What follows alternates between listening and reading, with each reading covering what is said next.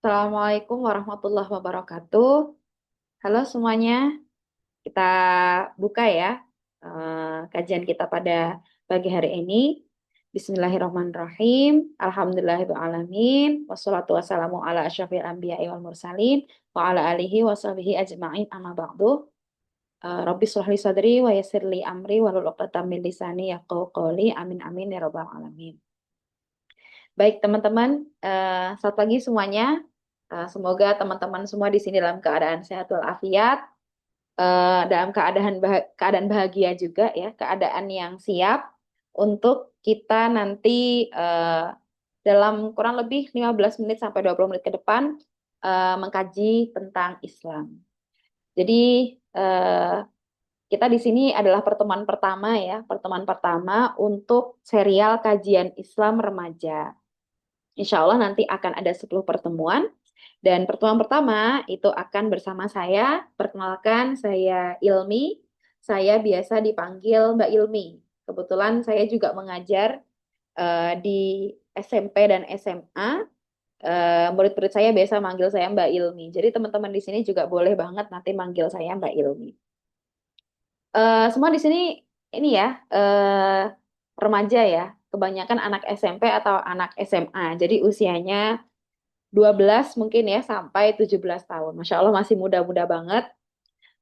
Keren banget ya pagi-pagi kayak gini meskipun liburan teman-teman semua masih bersedia meluangkan waktu ya untuk mau hadir di acara ini mengkaji Islam bersama. Nah, eh, kajian Islam itu nanti insya Allah tadi ya akan ada serialnya. Saya berharap banget teman-teman semua bisa terus ikut sampai akhir, terus termotivasi sampai akhir karena ini adalah sebuah acara yang penting, ilmunya banyak, dan tentu saja bermanfaat gitu ya bagi kehidupan kita bagi seorang muslim. Baik, karena ini adalah pertemuan pertama, jadi di sini kita nanti akan bahas ya tentang kenapa sih kok kita tuh harus ngaji gitu. Kenapa sih kita tuh harus belajar Islam? Kan kita sudah Islam dari lahir gitu ya. Kebanyakan di sini teman-teman saya yakin adalah Islam dari lahir begitu. Kenapa kok kita tuh perlu belajar lagi? Apa sih yang perlu dipelajari? Kan sudah TPA dulu ya waktu kecil gitu. Atau mungkin ya sekolahku sudah sekolah Islam, tapi kenapa sih kok aku perlu mengkaji Islam lebih banyak lagi gitu? Nah, ini yang akan kita bahas apa sih manfaatnya belajar ngaji dan kenapa kita harus belajar itu gitu. Nah, izinkan saya di sini share materi ya teman-teman. Sebentar.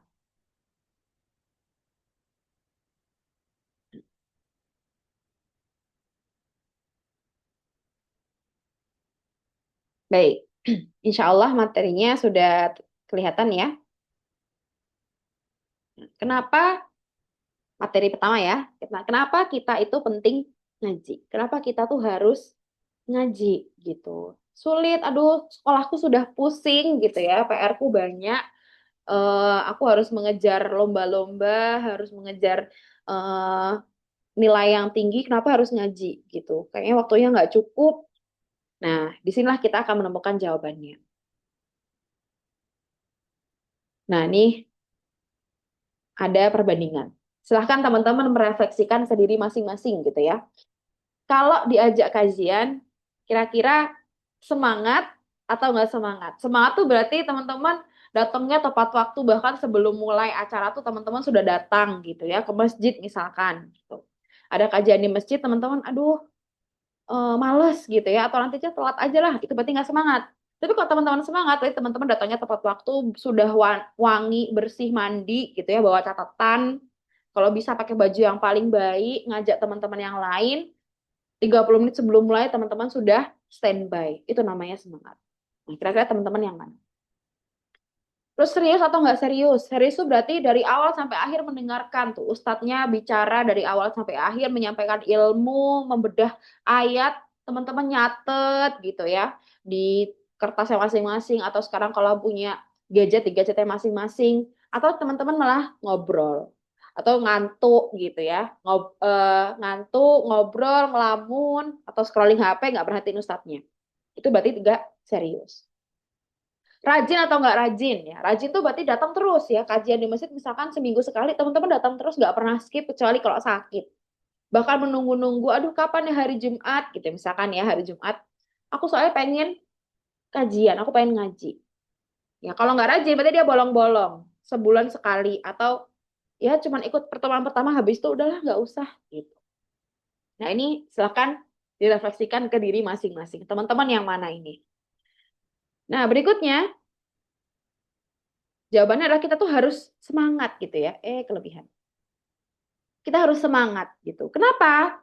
Karena yang pertama, ngaji Islam itu adalah kewajiban agama. Jadi wajib ya, wajib. Wajib itu berarti kalau dilakukan dapat pahala, kalau ditinggalkan berdosa gitu. Berarti kalau kita dengan sengaja meninggalkan kajian Islam, kajian agama, maka kita bisa jatuhnya berdosa. Gak mau kan kita dosa gitu. Nah, kemudian berikutnya diberitahu jalan ke surga. Ya, siapa di sini mau ke surga? Resen, resen. Ya, semua di sini namanya orang Muslim pasti pengen banget ke surga. Teman-teman, ya saya yakin semuanya sudah tahu ya, surga tuh ada apa di sana pasti di SD udah pernah diajarin ya. Semuanya tuh ada dan itu adalah tempat terbaik, tempat tujuan terbaik. Tapi gimana sih jalannya? Gimana sih cara sampai ke sana gitu? Nah, salah satunya adalah dengan belajar agama. Kemudian berikutnya pasti dikasih pahala ya. Meskipun, aduh aku nggak paham-paham gitu ya. Saya belajar fikih kok nggak paham-paham. Insya Allah tetap akan diberi pahala meskipun waktunya itu belajarnya lebih lama dibanding yang lain. Saya jadi ingat dulu saya pernah sekolah pondok, kemudian di pondok kami itu ada program tahfidz gitu ya, menghafal Quran. Terus saya termasuk orang yang menghafalnya itu cukup lama gitu. Tapi guru saya terus bilang, gak apa lama, berarti kan kamu mengulangnya lebih banyak. Bacanya lebih banyak, berarti pahalanya insya Allah juga lebih banyak gitu. Nah kemudian yang keempat itu adalah dihapusnya dosa gitu. Kita manusia pasti ada dosa gitu ya, nggak luput dari dosa. Nah ini kalau kita belajar agama, insya Allah ada dosa-dosa yang kemudian bisa terhapus. Lalu yang kelima adalah diangkat derajatnya gitu. Kita menjadi orang yang derajatnya lebih tinggi karena kita punya ilmu. Nanti selanjutnya kita akan bahas dalil-dalilnya gitu ya. Dari mana kita tahu ini semua gitu. Ternyata ada dalil-dalilnya baik dari Al-Quran maupun dari hadis. Nah, yang pertama kewajiban agama. Dari mana kita tahu kalau belajar agama itu wajib gitu. Tentu saja dari sebuah hadis yang pertama teman-teman pasti sudah pada hafal ya. Thalabul ilmi faridatun ala kulli muslim. Menuntut ilmu itu wajib atas setiap muslim. Gitu. Wajib ya tadi. Kalau wajib berarti ditinggalkan berdosa. Harus dilakukan. Sesibuk apapun kita, tetap harus berusaha mendapatkan ilmu agama. Gitu. Datanglah ke kajian-kajian kan toh cuman seminggu sekali gitu ya, cuman 2 jam, cuman 1 jam, atau mungkin kalau teman-teman nggak ada waktu untuk pergi keluar bisa online. Sekarang ustadz-ustadz online sudah banyak banget. Silahkan belajar dari situ. Yang penting ada upgrade ilmu agama gitu, karena itu adalah sebuah kewajiban gitu. Nah selanjutnya ada hadis yang lain juga nih ya. Ini gambarnya siapa teman-teman tahu ya? Ini adalah Albert Einstein ya, seorang ilmuwan fisika. Pinter banget nih dia. Nah, tapi ada hadis ya, kemudian bilang, ya sesungguhnya Allah Ta'ala itu membenci orang yang pandai dalam urusan dunia, tapi bodoh dalam perkara akhirat. Kalau misalkan ada orang dia pinter banget urusan dunia, pinter banget matematika, pinter banget fisika, pinter banget bahasa Inggris, pinter banget gambar, dia pokoknya sudah pro banget gitu ya, tapi dia nggak ngerti apa-apa soal agama, bahkan ibaratnya sholat Al-Fatihah aja masih remedi, 3 kul aja nggak hafal gitu. Nah, itu Allah nggak suka gitu. Maka harus seimbang. Kalau misalkan kita di sini di dunia ini kita mengejar ilmu dunia tadi ya, matematika dan sebagainya, kita juga harus mengimbanginya dengan ilmu agama. Jangan sampai kita menjadi orang yang sangat pintar dalam ilmu dunia, kemudian kita bodoh banget dalam ilmu agama. Nggak boleh gitu. Ya, ini peringatan yang disampaikan oleh Rasul gitu ya. Nah, selanjutnya taman surga. Teman-teman kalau ke taman pasti senang ya, apalagi di sini semuanya adalah perempuan muslimah. Taman itu kan cantik ya, bunganya banyak, tempat untuk healing, refreshing gitu. Bayangkan taman di surga itu sebagus apa. Itu adalah tempat terbaik apalagi taman surga, aduh kita nggak bisa ngebayangin lah. Pasti sangat bagus, sangat apa ya, healing banget lah kalau bisa kita bisa sampai situ. Nah, Rasul tuh bilang gitu ya, jika kalian melewati taman surga maka berhentilah. Ya, maka ada sahabat bertanya, taman surga itu apa? Nah, terus Rasul jawab, taman surga adalah halakoh zikir. Halakoh zikir, halakoh itu adalah lingkaran gitu ya, orang-orang yang melingkar kemudian berzikir. Berzikir itu berarti menyebut nama Allah. Berarti di situ maksudnya dia belajar agama. Majelis agama, majelis belajar Islam itu adalah tempat yang sama seperti taman surga. Bukan kata Mbak Ilmi, tapi kata Rasul gitu. Siapa sih yang nggak mau? Ya, berarti kita ada dalam sebuah majelis agama itu adalah sama gitu ya, seperti kita sedang berada di taman surga. Betapa bagusnya itu. Nah, selanjutnya ya, majelis ilmu sama dalam majelis zikir tadi penjelasannya ya. Majelis zikir yang tadi disebutkan sama Rasul itu adalah majelis ilmu. Ya, ini dijelaskan ya oleh Atha bin Abi Robah. Ya, majelis zikir adalah majelis yang di dalamnya membicarakan ilmu halal dan haram, yaitu bagaimana harus menjual, membeli, berpuasa, mengerjakan sholat, menikah, bercerai, melakukan haji dan semacam itu. Itu semua adalah pelajaran yang ada di pelajaran agama, ya di majelis-majelis agama Islam. Itu yang disebut sebagai majelis zikir, yang tadi disamakan sama Rasul seperti taman surga, gitu. Oke. Nah, yang lain, hadis lain berikutnya ya. Rasulullah lebih memilih majelis ilmu. Suatu ketika Rasul keluar dari masjid, ya ketika itu di dalam masjid ada dua majelis. Ada satu majelis yang mendalami agama, yang satu lagi tuh majelis orang-orang yang sedang berdoa. Gitu. Beliau lalu bersabda, kedua majelis itu berada dalam kebaikan, dua-duanya baik. Majelis yang satu berdoa kepada Allah, sedang majelis yang lainnya belajar dan mengajari orang yang tidak tahu. Namun merekalah yang lebih baik, kata Rasul. Yang lebih baik adalah majelis yang belajar, yang mengajari orang yang tidak tahu tadi. Lebih baik dibandingkan majelis yang cuma berdoa saja. Meskipun sama-sama baik sebetulnya gitu ya. Nah, kemudian Rasul lanjutkan lagi ya, sebab dengan memberikan pengajaran lah aku diutus.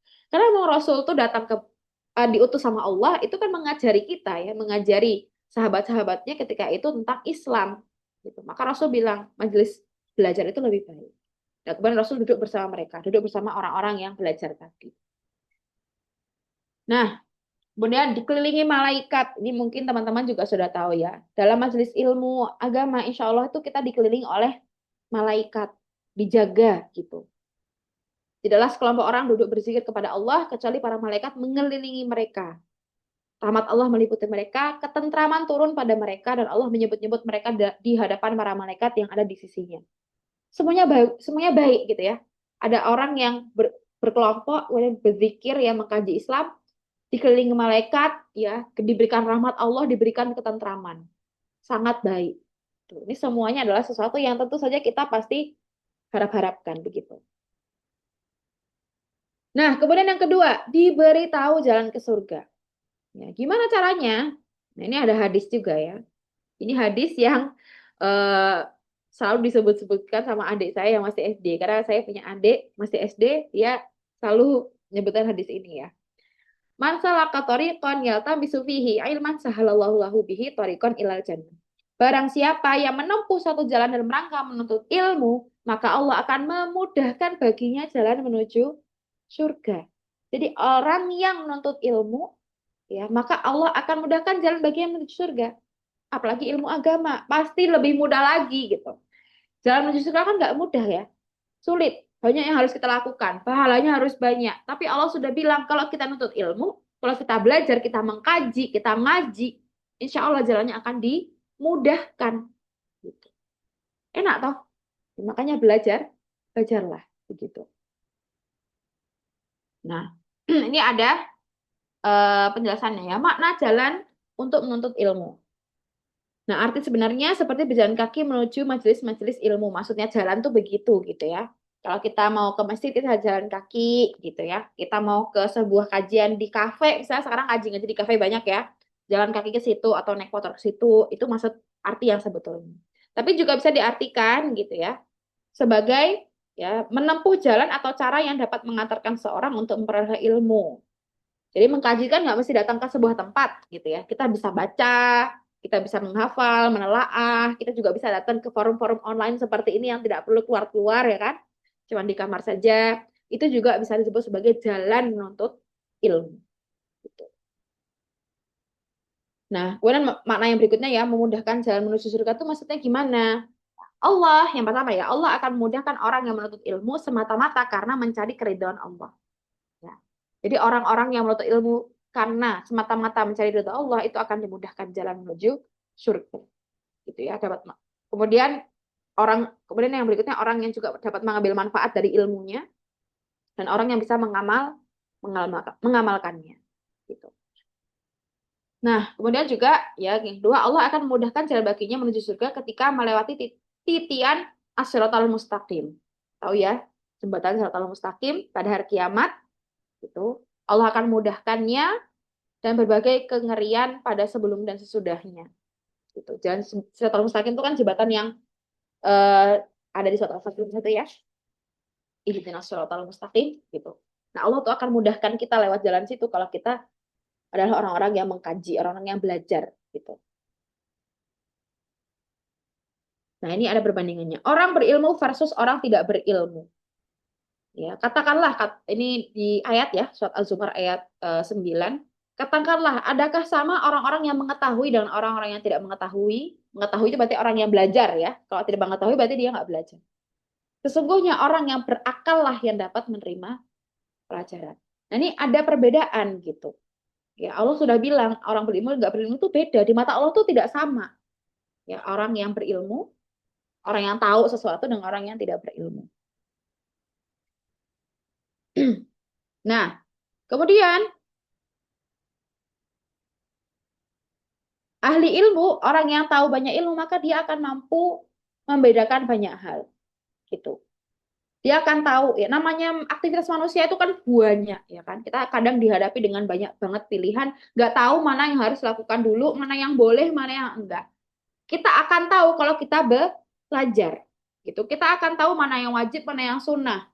Gitu. Kita akan tahu mana yang mubah, mana yang makruh, mana yang halal, mana yang haram, mana yang baik, mana yang buruk bagi kita, mana yang benar, mana yang salah, mana yang kekal, mana yang fana, mana yang penting, mana yang nggak penting, mana yang pahalanya banyak, mana yang sedikit pahalanya, mana jalan ke surga, mana jalan ke neraka, ini yang paling penting. Kita akan tahu, kita bisa membedakan karena kita punya ilmu, gitu. Kita tahu kan, kalau misalkan dalam Islam itu, contoh halal haram ya, babi itu haram dimakan. Itu kan ilmu tuh. Ya, jadi kalau misalnya kita makan sesuatu, kita pasti beli makanan gitu ya, kita akan lihat ingredients-nya, komposisinya apakah dia mengandung babi atau enggak. Kalau enggak, maka kita tinggalkan.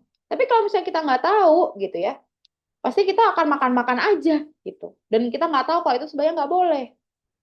Maka yang paling kelihatan, yang paling jelas ya dari orang berilmu adalah dia mampu membedakan mana yang benar, mana yang salah, mana yang ini ya, mana yang wajib, mana yang nggak wajib gitu. Sehingga ketika dihadapi bertemu dengan realita kehidupan dia bisa bisa apa? Bisa memilih dengan benar gitu karena dia punya ilmunya. Nah, kemudian ya, nenek moyang kita. Nah, tahu ya cerita Adam dan Hawa yang dia itu diturunkan dari surga karena melakukan sebuah dosa di mana mereka berdua makan buah kulti padahal sudah dilarang ya. Adam dan Hawa itu dulunya memang di surga. Kemudian diturunkan ke dunia karena berbuat dosa, ya tadi makan buah kulti, tapi kemudian mereka bertobat dan taat ya. Dan taat hingga kembali ke Allah, maksudnya hingga meninggal ya, menjadi orang yang taat gitu. Nah, lalu gimana sikap kita gitu ya? Alah, nggak usah lah ngaji Islam gitu. Surga neraka kan urusan nanti. Udah tua lah baru ngaji gitu. Makanya teman-teman mungkin sering melihat ya di masjid itu yang datang orang-orang tua-tua, simbah-simbah. Karena anak-anak mudanya mikirnya ya udah nanti aja kalau simbah-simbah, kalau udah 50 tahun ke atas baru mikirin surga. Sekarang yang penting happy, yang penting senang-senang dulu karena masih muda, masih punya banyak waktu, apalagi teman-temanku banyak gitu ya, masih SMA, masih SMP, pengennya senang-senang dulu gitu. Disiksa iblis, nggak peduli, alah nantilah pikir nanti aja gitu. Nah, apakah kita orangnya seperti ini? Gitu ya. Atau kita adalah orang yang serius mencari dan mengikuti ilmu agar tahu jalan pulang menuju surga dan bisa berkumpul dengan Nabi Adam dan Siti Hawa. Kita yang mana nih? Ya karena kita nggak tahu ya umur kita sampai 50 tahun atau enggak, sampai tua atau enggak, masih sempat nggak ya kita tuh untuk belajar Islam kalau enggak sekarang. Gitu. Nah, makanya meskipun masih teman-teman masih muda-muda semua gini ya, masih remaja-remaja, unyu-unyu, tetap harus mulai belajar agama gitu dari sekarang gitu. Karena kita nggak tahu umur kita sampai kapan. Jangan menunda-nunda lagi, apalagi teman-teman kebanyakan mungkin sudah balik dan itu berarti kalau balik berarti Allah sudah tulis tuh ya amalan masing-masing, pahalanya, dosanya gitu. Sudah mulai dihitung gitu. Maka sikap kita pun harus kita perhatikan yang mana nih kita. Nah, semoga teman-teman habis dari ikut forum yang ini teman-teman menjadi orang yang kedua gitu ya, bukan orang pertama yang eh, nggak peduli ya dengan urusan akhirat. Nah, kemudian berikutnya diberi pahala. Pahala menuntut ilmu. Ya, Rasulullah berkata gitu ya dari Abu Dzar, "Hai Abu Dzar, engkau berpagi-pagi untuk mempelajari satu ayat dari kitab Allah lebih baik bagimu daripada engkau sholat sunnah sebanyak 100 rakaat." Gitu. Lebih banyak pahalanya orang yang pagi-pagi mempelajari satu ayat dibandingkan orang yang sholat sunnah sebanyak 100 rakaat. Kemudian dan engkau berbagi-bagi untuk mempelajari satu bab ilmu, kemudian diamalkan, ya, ataupun nggak diamalkan, itu lebih baik daripada sholat sunnah sebanyak 1.000 rakaat. Gitu. Tapi bukan berarti sholat sunnah itu nggak wajib ya. Bukan nggak, kenapa nggak wajib sih ya? Bukan berarti sholat sunnah itu nggak dilakukan, dilakukan juga dilakukan. Tapi ini maksudnya menunjukkan bahwa mempelajari Islam, mempelajari agama itu sebanyak itu pahalanya. Gitu. Lebih banyak dibandingkan sholat sunnah rakaat itu kan sholat sunnah rakaat itu kan banyak banget ya. 11 rakaat kalau kita tarawih aja suka capek, apalagi 100. Tapi Rasul bilang lebih baik ya, lebih banyak pahalanya itu kalau kita mempelajari ayat ya, mempelajari agama gitu, meskipun sedikit. Nah, selanjutnya di bagian pahala orang menuntut ilmu. Barang siapa menuntut ilmu dan mendapatkannya, maka Allah mencatat baginya pahala dua bagian. Ya, dan barang siapa menuntut ilmu tapi dia tidak mendapatkannya, maka Allah mencatat baginya pahala satu bagian. Jadi kalau kita belajar kan kadang kita suka masuk, kadang nggak masuk gitu ya. Kalau masuk pahalanya dua, kalau nggak masuk tetap dapat pahala satu. Enak toh? Ya meskipun nggak paham tetap dapat pahala begitu. Kemudian ya, siapa yang berangkat ke masjid yang ia inginkan hanyalah untuk belajar kebaikan atau mengerjakan kebaikan, ia akan mendapatkan pahala haji yang sempurna hajinya. Gitu. Teman-teman ada yang sudah pernah berhaji di sini? Kebetulan saya juga belum pernah berhaji, tapi insya Allah kita semua bisa berhaji nanti ya. Rasul bilang, orang yang berangkat ke masjid dan dia itu ingin belajar kebaikan dan mengajarkan kebaikan, maka insya Allah dia akan dapat pahala setara pahala haji yang pahalanya tuh sempurna. Gitu. Pahala haji itu kan luar biasa ya, Masya Allah. Kita semua pengen mendapatkannya. Tapi Rasul bilang, ya sama loh pahalanya sama orang yang belajar ngaji ke masjid. Gitu. Maka datanglah ke masjid teman-teman ya, jangan cuma ke masjid kalau Ramadan doang, ya. Diramaikan masjidnya gitu. Nah, kemudian ya, seperti berjihad di jalan Allah Ta'ala. Barang siapa yang masuki masjid ini, Masjid Nabawi maksudnya ya, dengan tujuan untuk mempelajari kebaikan atau mengajarkannya, dia ibarat sedang berjihad di jalan Allah. Ya, seorang yang berjihad di jalan Allah. Berjihad itu pahalanya luar biasa. Banyak banget. Ya, tapi Allah kemudian setarakan dengan memasuki masjid untuk belajar. Nah, gede banget kan pahala belajar. Kemudian dihapus dosa, ya, dihapus dosa. Dimintakan ampun oleh penghuni langit dan bumi, ya. Dan sesungguhnya orang yang berilmu benar-benar dimintakan ampun oleh penghuni langit dan bumi, bahkan oleh ikan-ikan yang berada di dalam air. Jadi kita tuh kalau belajar itu kita sedang dimintakan ampun, gitu ya, sama penghuni langit dan bumi, bahkan oleh ikan-ikan di dalam air, gitu. Banyak makhluk-makhluk dunia ini yang memohon ampun kepada Allah supaya dosa-dosa kita tuh dikurangi. Masya Allah. Ya, maka belajarlah yang banyak gitu ya, biar dosa-dosanya semakin banyak yang diampuni. Dosa-dosa kecil akan diampuni. Siapa yang berpindah, ya, dengan berjalan kaki atau naik kendaraan untuk mempelajari ilmu, maka ia akan diampuni dosa-dosa kecilnya yang telah lalu sebelum ia akan melangkah dari tempatnya jika ia berat karena Allah Ta'ala. Jadi kalau kita melakukan perjalanan gitu ya, mau menuntut ilmu ya dari rumah ke masjid, dari rumah ke sekolah, dari tempat A ke tempat B, ya dan itu tujuannya untuk menuntut ilmu, insya Allah ya akan diampuni dosa-dosa kecilnya. Kemudian terakhir ya diangkat derajatnya. Nah, ini surat Al-Mujadalah ya, ayat 11. Allah akan meninggikan orang-orang yang beriman di antaramu dan orang-orang yang diberi ilmu pengetahuan beberapa derajat. Nah, jadi orang yang beriman dan berilmu, ya maka derajatnya pasti lebih tinggi dibandingkan orang yang tidak berilmu meskipun dia juga beriman. Gitu. Apalagi dengan orang yang nggak beriman, jelas itu akan lebih tinggi ya. Tapi tadi orang yang beriman tapi nggak berilmu tuh derajatnya lebih rendah dibandingkan orang beriman tapi berilmu. Ya derajat paham ya level gitu. Levelnya lebih tinggi.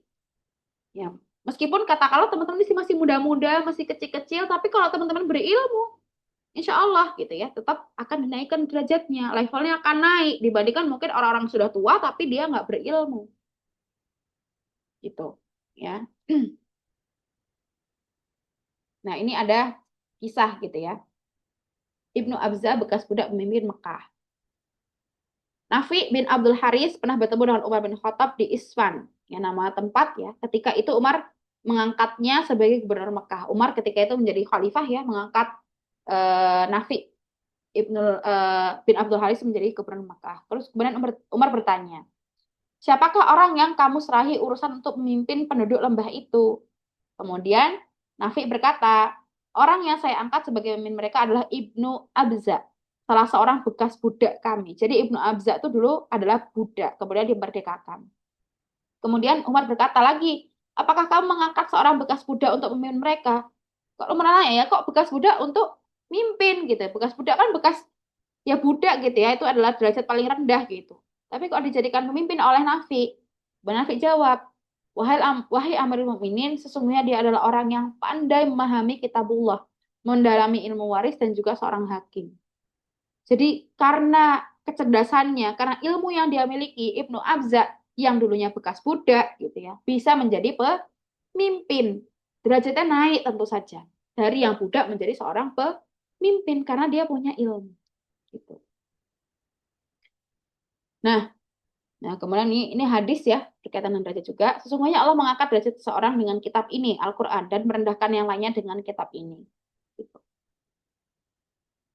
Nah, kemudian ini cerita lain ya. Pernah ada seorang yang lahirnya cacat sehingga dia selalu diajak ya oleh orang sekitarnya. Kemudian ibunya berkata, hendaklah engkau menuntut ilmu, niscaya Allah akan mengangkat derajatmu. Lalu orang tersebut menuntut ilmu syariat ya, sampai dia menjadi seorang yang alim, orang yang pandai.